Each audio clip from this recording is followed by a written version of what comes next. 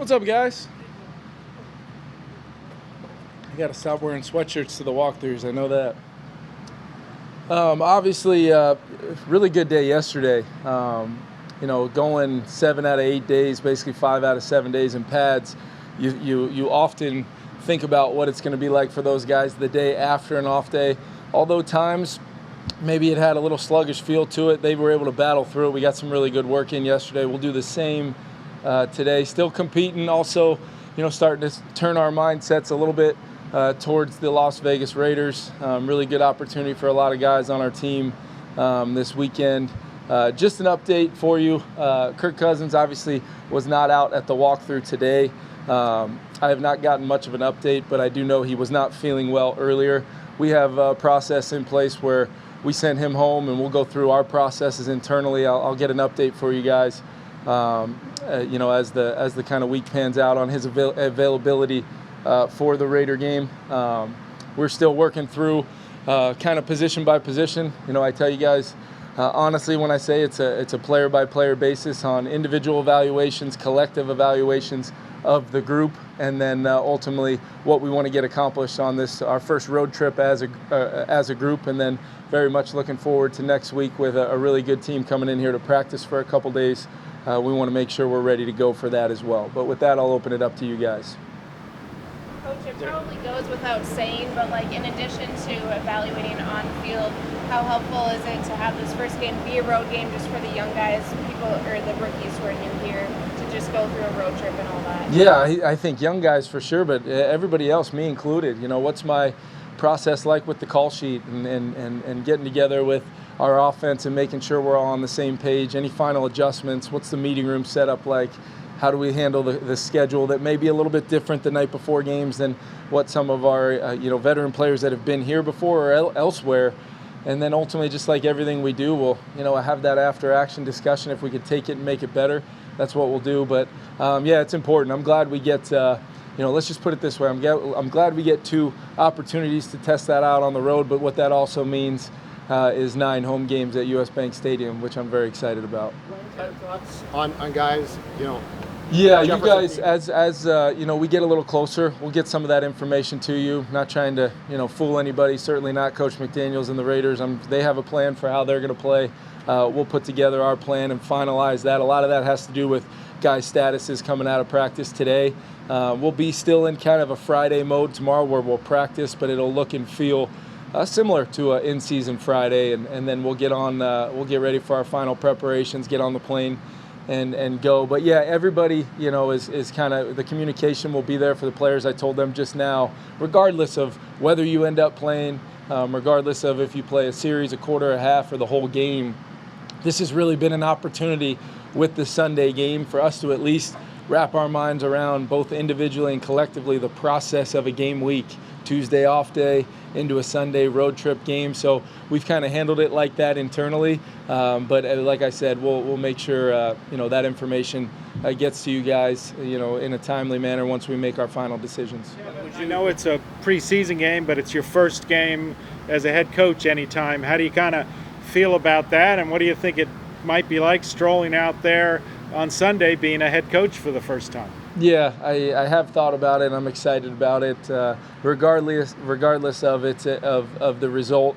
Truly mattering for where our team will finish up this year, being a preseason game. It's still important for me to, make sure I'm going through my process, not only as a play caller but as the head coach, providing our team as we did today with things I think. That what it's going to take for us to have a positive showing. We want to win the football game, but at the same time, there's a lot of internal battles going on for positions. There's guys really trying to fight to make our team that have done everything we've asked them to do. And ultimately, the nature of this is when you have a 90-man roster that's going to go down to 53 spots. My mind tends to go a little bit more. It's about those guys than me, but it is cool. I did think about this. Josh McDaniels being on the other sideline. My first time going out there as a head coach, one of my mentors, a guy that was one of the first people I became close with in this league as a young player. So it is neat to know that Josh will be on that other sideline and get to shake his hand before and after the game. Would you consider leaving Kirk home if he was still ill, like tomorrow? Yeah, I mean, I've kind of had a plan in my mind as far as playing time throughout the preseason for him. Obviously getting on a plane and doing all the travel stuff anyway, regardless of how he currently feels. What will matter is when it's time to get on the plane Saturday and go, and that's obviously something smart that we'll be really, really cognizant of. Were you guys able to rule in or out COVID for him? We're still in that process. We're in the process of kind of trying to go through all that. Make sure first and foremost, hey, what are you feeling? What's going on? And then go through our kind of in-house process to make sure that if it does end up being that, we're on top of it, and if it's not, there's still some other stuff going around that we don't want. We want to make sure that we're being smart about the other 90 guys, coaches, everything in-house, and Tyler and Uriah and their staff. We've had a lot of dialogue about that, so we'll be smart and we'll deal with it day by day. Given in a general sense for guys that are more established, how do you look at preseason playing time in terms of whether there's a benefit to going out there versus the risk of injury? Yeah, I think it's funny when you talk to player throughout the roster, maybe guys with the exact same amount of experience that have played a lot of football, they might have a completely different philosophy themselves on it. I think as a coaching staff, we're really just looking at it from a standpoint of, who do we want to see play? Who do we need to see play in certain competitive situations that we ultimately can't duplicate and replicate out here practicing or next week versus the Niners? We'll be smart with the group, but at the same time, there's some guys that we're really counting on this year that will be out there, to get some live snaps and really start feeling maybe a new role. Maybe, it's something similar to what they've done in the past, but ultimately how it fits with all 11 on their side of the ball. It's case by case, but I can promise you we're putting a lot of thought into who potentially will or won't play, and there's a lot to still be determined. Typically consider position groups, like as far as the need to play with some cohesion. Like, say if you have a younger guy at a certain spot, but the guy next to him doesn't really need those, live reps. How does that sort of play? Yeah, sometimes it's a great point, and that's definitely something. Depending on the position, it's hard to hold these guys accountable for communication and making sure our pre-snap process is correct and we have no mental errors, and they haven't taken reps next to that player very much in training camp. So it's a huge part of going into the overall totality of how we want to go out and take the field and play offensively, defensively, special teams. But we'll definitely take that into account because I do think that matters when you're talking about truly evaluating somebody for their potential role for our team. How do you feel about how Jalen Twyman has looked so far in training camp, and how did you feel about in between mini camp and training camp? He came back even more buff and he looks even more stronger built. Yeah, I mean, he's one of those guys that when I think about, when we first got here to right now, you try to have consistent messages to your team. And one of those has been the sports performance side, nutrition, getting in the weight room and doing the things that Josh and his staff want these guys to do to be at their absolute best. Whatever that may be, let's make sure we take a lot of the variables of not being at your best that we can control and throw those out by doing what we can. And Jalen's one of those guys that I think of, if you just asked me to describe those players right now, he'd be one of the first names I would mention. I promise you in another few minutes or so, he'll be one of the first guys out here, going through his pre-practice routine. That's much more than just the physical. It's also the mental side. He's done everything we've asked. He's had some real productive days. He's one of those guys I'm really looking forward to kind of seeing how he does in live game action throughout the preseason. Last few questions. Camp Dancer this year so far, kind of maturing into the role back there. Yeah, he's made some great progress through camp.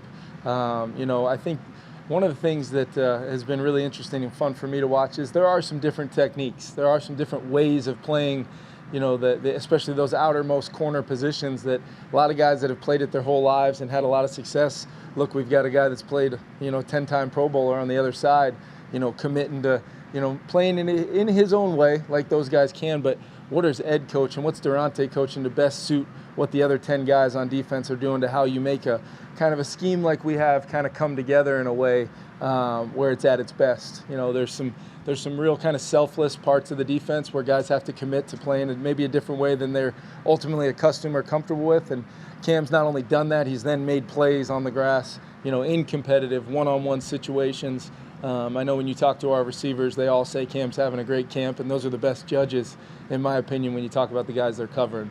At guard, is that a battle now between Ed, because he was rotating in with the first team?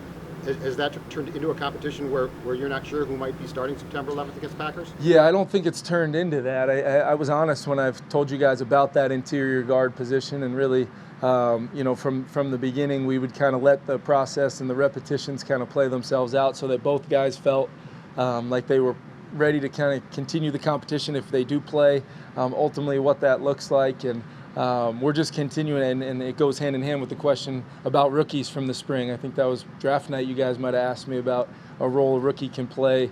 You bring them along, and then ultimately we have to see them play in there with the other guys, and kind of ties to your question about that communication and being able to operate with a bunch of different guys in a bunch of different circumstances. But ultimately with that first group, Ed has earned the right to get some reps with those guys. Jesse's done a really nice job as well. So that healthy competition is, I think, what's going to make our O-line the best possible group that I'm looking for this season.